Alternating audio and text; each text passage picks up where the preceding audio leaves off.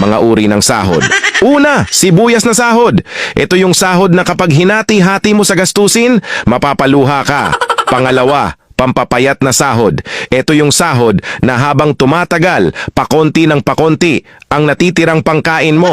Pangatlo, magic sahod. Ito naman yung sahod na konting kumpas lang ng kamay at abracadabra, wala na siya. Pang-apat, malabag yung sahod. Ito yung sahod na di ka sigurado kung kailan ito darating at kung gaano ito tatagal.